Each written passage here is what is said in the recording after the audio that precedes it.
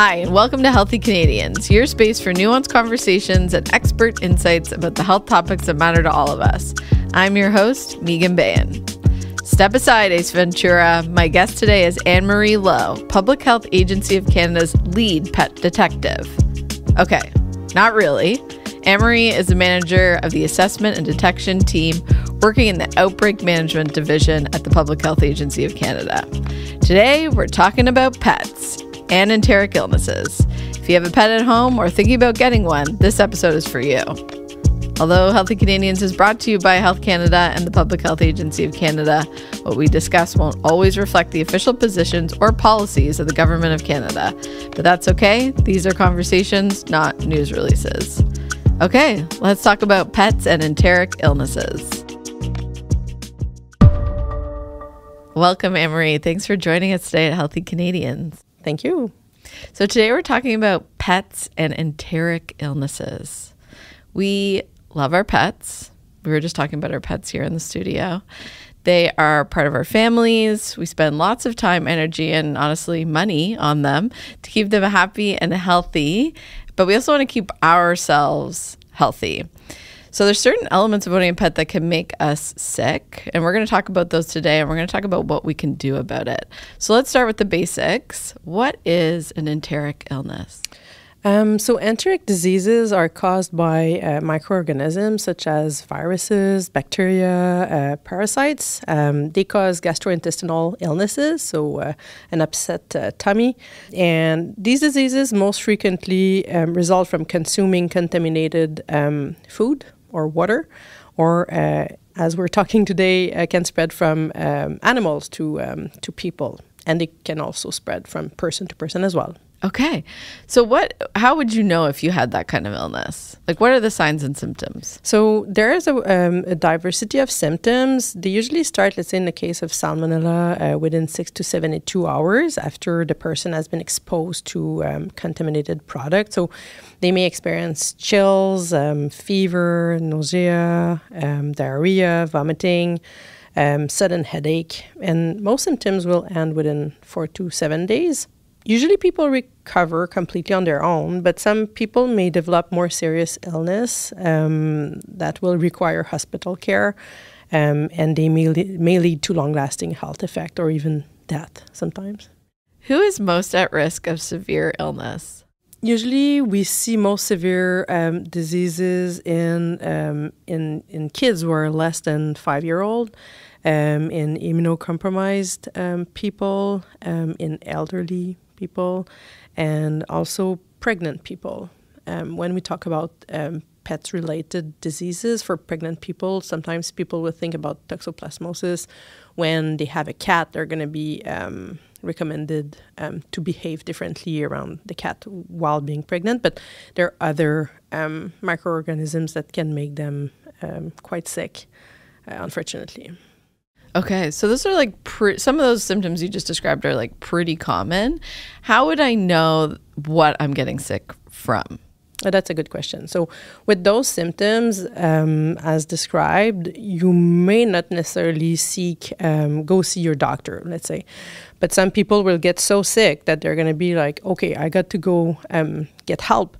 So they're going to get to the hospital, and then the physician, the professionals there will test. So they're going to test, let's say, a stool sample. And then they're going to look for what pathogen can make you sick. So doing some laboratory testing. And then they're going to identify, let's say, a bacteria. Let's say they identify Escherichia coli, E. coli, salmonella. Okay, so if you're really sick and you have those kinds of symptoms, good to talk to a healthcare provider. They're going to test. That's the only way to really find out, right? And they're also going to advise on your treatment. Definitely. And like when for each person who get tested, we know that there are so many more who have been sick, but we will never know because they will not have gone to the hospital. Right. So in the case of pets, how does a pet make us sick like that? There are many, many ways. Pets, per definition, can carry those microorganisms. So they can live in their guts, and those pets may not be clinically ill. They may not Yeah, show any they might symptom. look fine, They right? may look fine. Some could be sick, but some may look Okay. fine. So they're not necessarily clean. And then per direct contact that we call, let's say a dog licking the face, or Okay. indirect contact, like a snake roaming free in the house, and then you have a little kid. I made a face about a snake roaming free in the house because it sounds scary. That's a But thing. And then you have an infant crawling on the floor, so that would be an indirect contact. The Okay. infant may not have held the snake, but just by being in the same environment can become sick. So it's going to be through ingestion of particles that hold those microorganisms. okay, so let's talk about some specific ways that happens. And I'll speak to my only experience with this. And to be honest, I didn't know that much about this until I started working at the public health agency and when I got a dog. So one of the ways I know is through raw dog food, right? And so when I had a dog, and raw dog food started to become very popular or trendy. I considered giving my dog raw food because a lot of other people were doing it. And I'll be honest, I went to my vet and her advice was, this is a very personal decision and there are a lot of risks around it. You kind of have to make the decision that's right for your family. Maybe you can unpack what is the risk around raw dog food or what a dog eats that can make it sick. Indeed, raw pet food is a new thing. Well, I don't know if it's a new thing. I wouldn't say that, but like people love their pets, as we said in the Yes. introduction. The people in Canada, like there are 60% of Canadian households that report having at least one cat or a dog. So and they want to make sure that they're having the best diet, the best environment, and that those pets are living their best lives. Yes. And what's happening is that in the raw food there are some microorganisms that can make human sick. So by giving this type of food to the let's say a dog, the dog will eat it. So it's going to carry those germs in their mouth, on them. There's also a possibility of contamination of the environment. It's going to be in their bowl. How do people clean the food bowl in the same kitchen sink that they Right. wash their dishes?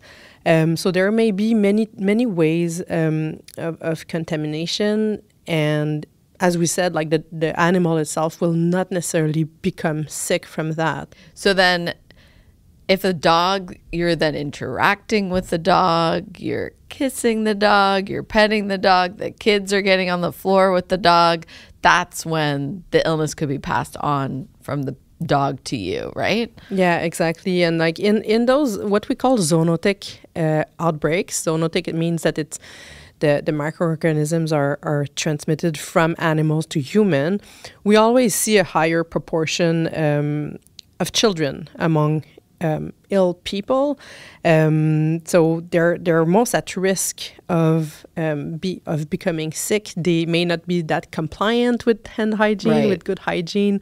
They may not just be aware, and that's not the type of thing that you want to, talk about that much in a household. You don't want to focus on the risk associated with Right. your furry or Of course. You don't want to say that your Yeah. dog is making you Yeah. sick or the risk of the dog making you sick. You don't want to like say don't pet the dog, don't kiss the dog. We want to pet Exactly. the dog.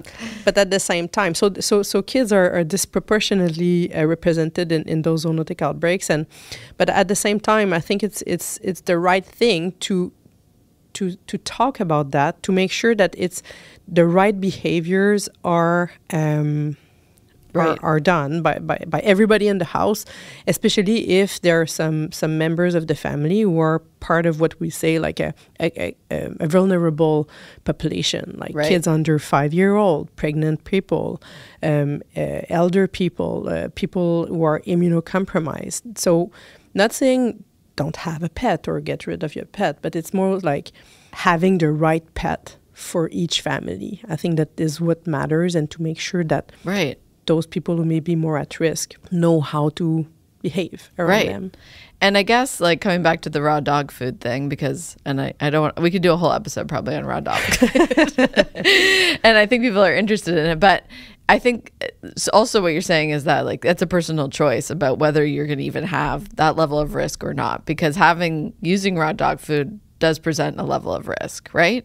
It does, and as you're saying, it's a personal choice. I'm not sure what veterinaries are recommending. Yours didn't necessarily encourage you. She was discouraging me. I'll be honest. She left the choice with me, which is a good thing, but she was not enthusiastic about it, let's say. Yeah, and from the enteric outbreaks that we've investigated at the Public Health Agency of Canada, that's something that we don't recommend as well. Right. Right.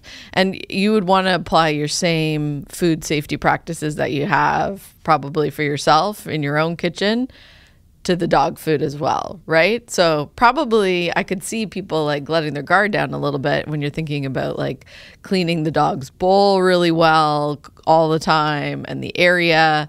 You want to make sure you're just like doing the same thing that you would do for your own food, right? Yeah, definitely. And like to make sure that it's the direct contact, so when preparing the food and giving it to the animal, but also all of the environment around. So if you put it in the bowl and it splashes on the floor, right? Those types of considerations, I think that they're not to be taken lightly. Right.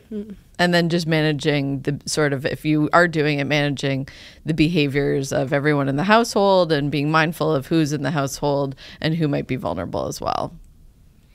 Okay, let's talk about some other ways or some other pets. What are some other ways that pets can make us sick that are in the house? If we get it back to the outbreaks that we've investigated through the years, we've had some that were related to reptiles. So reptiles, meaning snakes, the feeder rodent, the rodent that are fed to those snakes, geckos, bearded dragons. So those animals are known to carry, those were salmonella outbreaks. So they carry this bacteria and they can shed it intermittently. So sometimes they're going to shed it less, sometimes they're going to shed it more. If they're stressed, this will increase, and they don't look sick. They may not look sick at all. So the environment where they live, again, may be contaminated. So in those outbreaks, again, there was a disproportionate percentage of the ill people who were children. And it was really interesting because some parents would answer our questions for the kids because they were too small, right? Like we cannot call an infant a 1-year-old kid and like say, what did you get into contact with?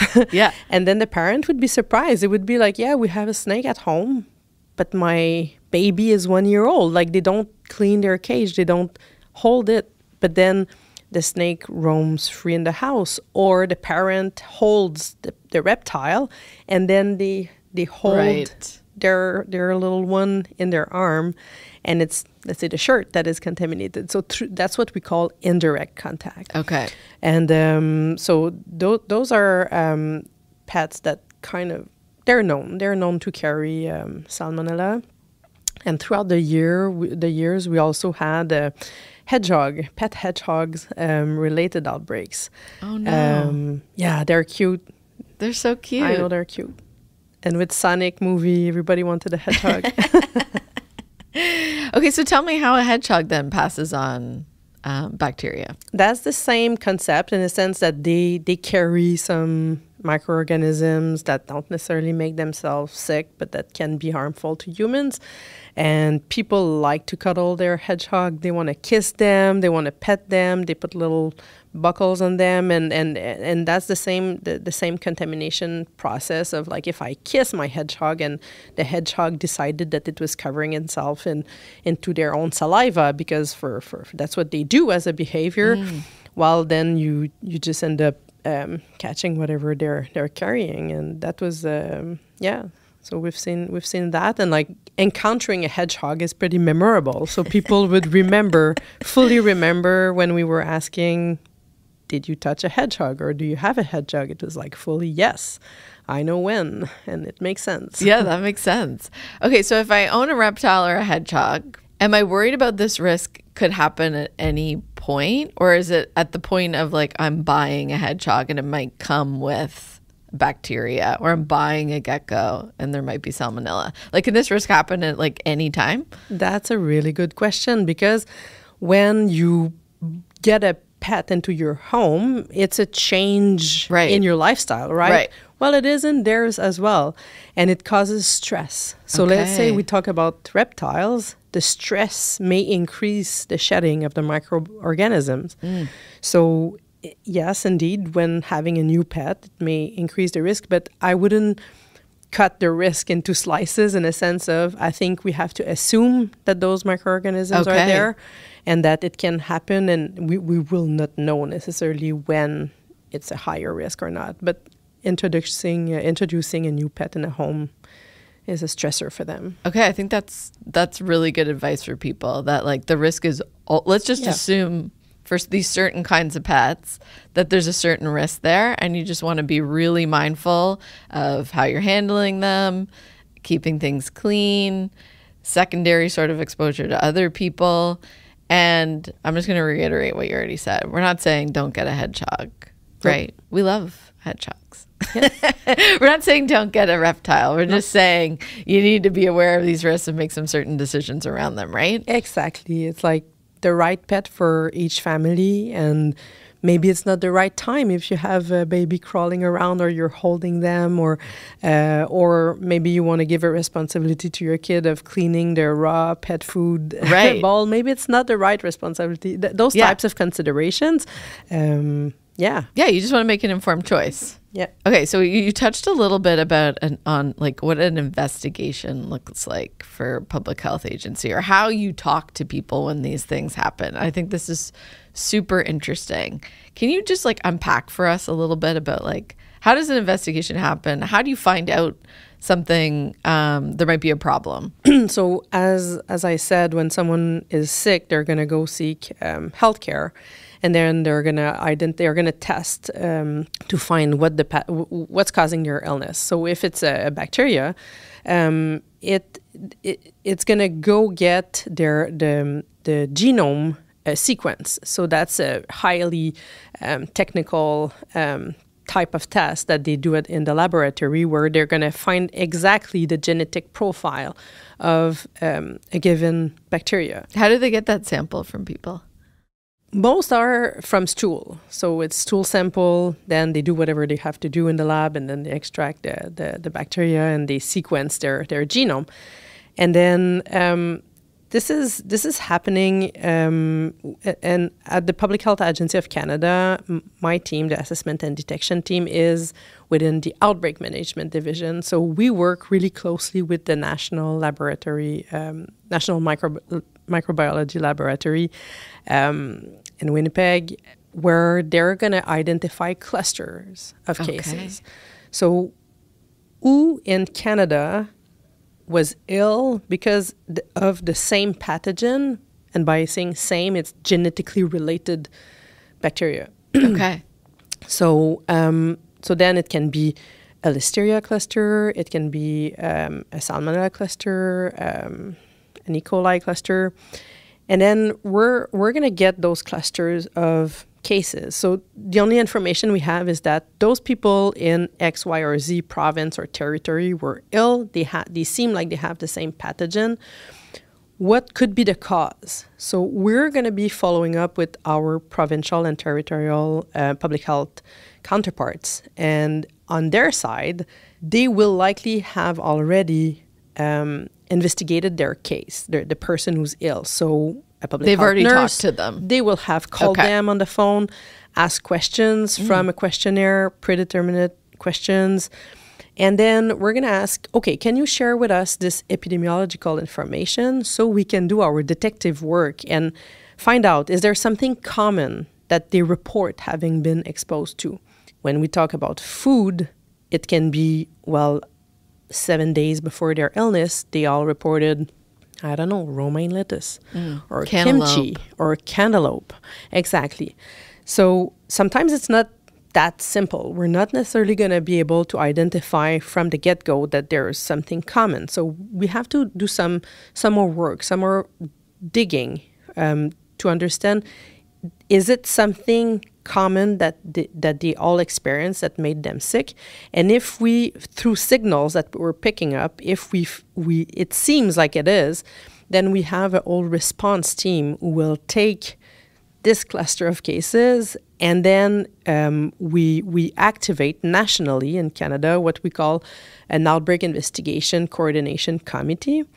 And so this committee will bring around the table all of the right partners to be able to investigate, but also to mitigate the risk. What caused this illness? So, so that's how it all happens. So you kind of like, through your like detective work, which I love that you use that word, you're eventually going to start drilling down to like what the cause is, right? Because at the surface, you're thinking like, okay, it could be food related, it could be pet related, we don't know. And eventually you drill down to find out what the suspected cause is, right? Exactly. And if there's, we call that signal. So if there's a pet signal, right, then it's going to take a different tangent than it would for a food signal.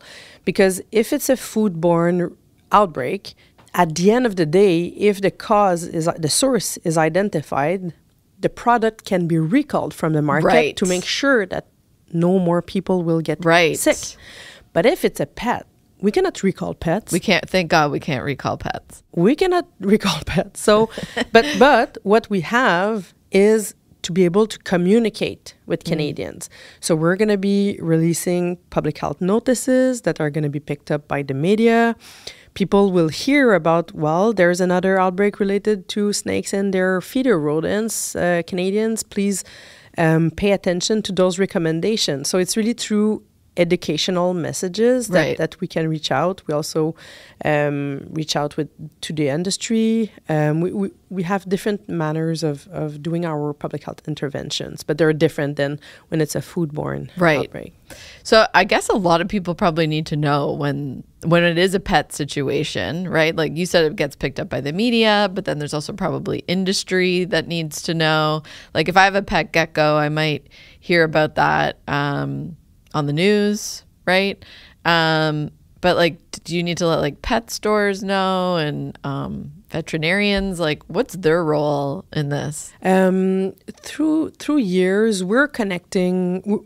We're trying to replicate what we're doing for foodborne outbreaks, where we're going to reach out to industry members. We're doing that also for pet-related outbreaks.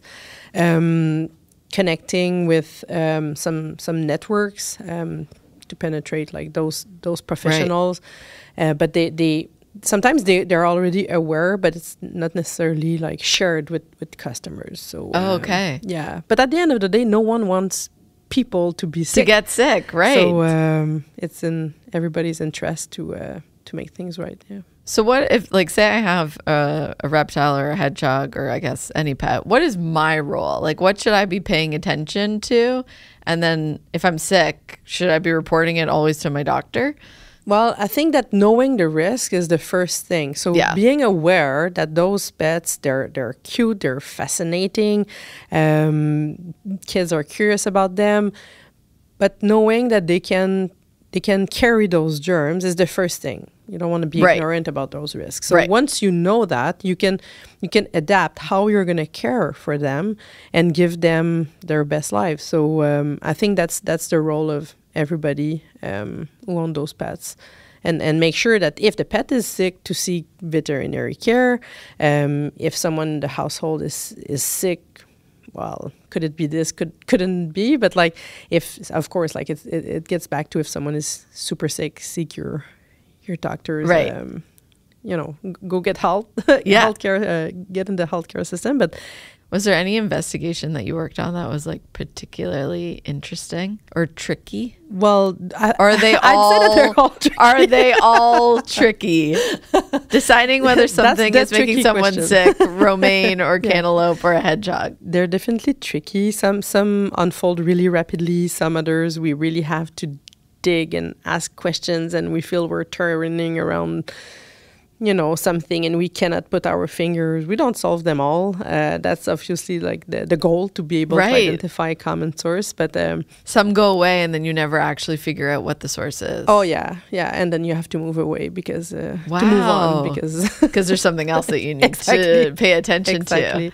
Yeah, but like, and we're talking about pets. I remember the hedgehog-related one, where we learned so much about the behavior of that animal, and how when they smell something that they like or a new smell, they kind of start frothing and like just saliving, and they literally cover themselves and their environment with their saliva because of, I don't know why. Whoa. But that's a behavior that was somehow surprising, and you're like, well, if they're doing that, like, no wonder people are getting sick, because then they're handling it with their bare hands and they're touching their face and all that. Yeah.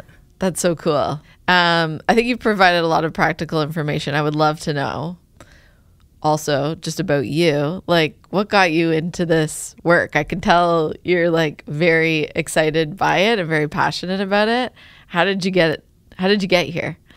Wow, the $1 million question. I'm curious by nature. Okay. I've always been interested in understanding why things happen.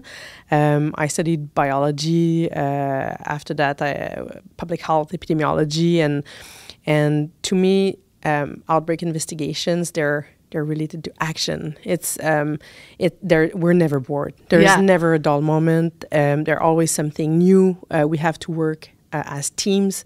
The collaboration is central, is key. I'm a team player. So yeah, I think and working for a common goal, which is to make sure that people in Canada are as healthy as they can, and I think that we make a difference. Like when there's something that is identified, a source that's identified, and we know that it's moving forward, and that something can be recalled, or that we can communicate publicly about something to share with Canadians. Like that's I think that's the right emotion. Yeah, totally. That's so cool. Thank you for giving us that little behind the scenes sort of sense of how it all works. It's awesome. Where can people learn more about enteric illnesses? Oh, there are many web pages that we encourage people to go visit. So on Canada.ca, there are fact sheets on all of those pathogens. We also have brand new fact sheets on raw pet food safety, on pet food and treats, and they can follow Public Health Agency of Canada on social media like Facebook, Instagram, LinkedIn. So when we release a public health notice during an outbreak investigation, those will be picked up on social media and also by the media themselves. So make sure to follow your local media and newspapers. Thank you so much for joining us today. I think you've given us like a great background on all of this and really practical information that we can take to keep our family safe and our pets safe. Thanks to you. It was a pleasure. Thanks for tuning into Healthy Canadians. If you're watching on YouTube, don't forget to click the like button below and subscribe to stay up to date on future episodes. Find us wherever you get your podcasts and leave us a review if you like what you've heard. For more information on the health topics that matter to you, visit canada.ca/health.